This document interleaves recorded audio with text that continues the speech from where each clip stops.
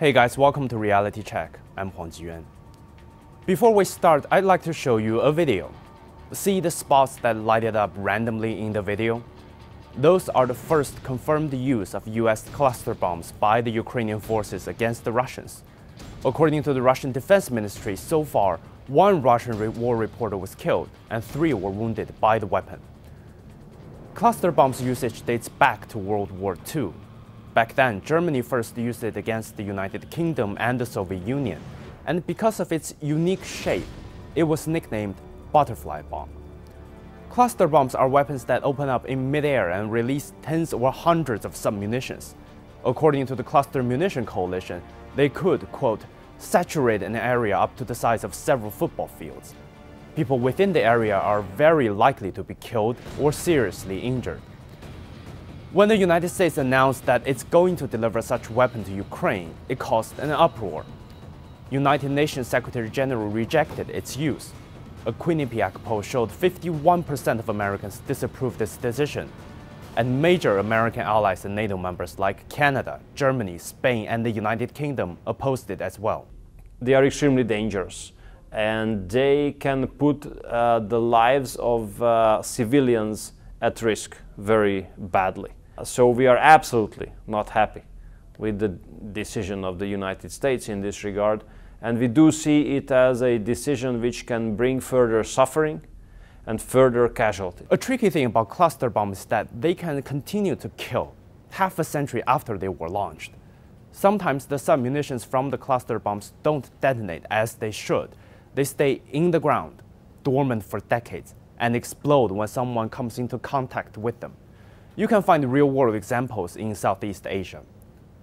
Between 1979 and 2021, these dud bombs killed nearly 20,000 people in Cambodia and injured more than 45,000. During the Vietnam War, the United States dropped more than 270 million cluster bombs in Laos.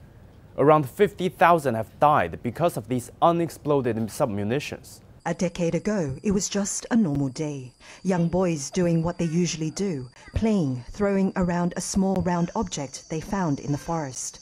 Intrigued, they tried to cut it open with a knife. A few strikes, then an earth-shaking explosion. A sound that haunts still, even to this day.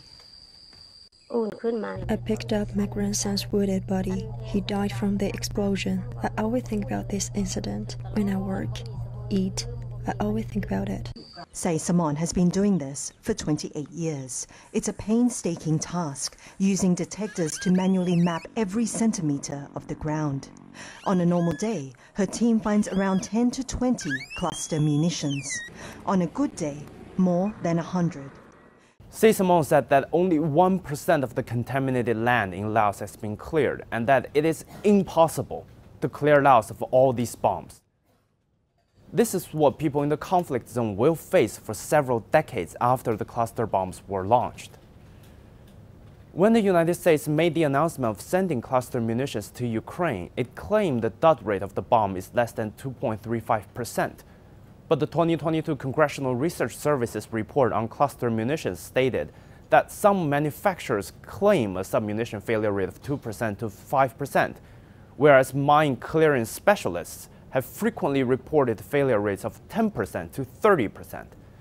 Submunitions lacking a self-destruct capability, referred to as dumb munitions, are of particular concern because they can remain a hazard for decades, thereby increasing the potential for civilian casualties. These weapons are they're war crimes, inherently war crimes, because they're indiscriminate weapons. The Geneva Convention, which governs the rules of law, requires all the parties at war to take serious, sustained, and comprehensive measures to protect civilian life.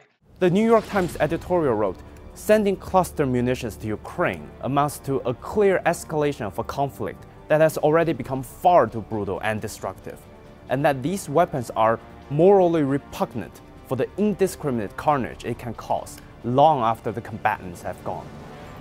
Morally repugnant, indiscriminate carnage.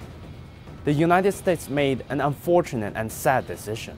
Now the question is, will the global community remain a passive observer of this horrific choice? Or will the international community hold it accountable for these actions?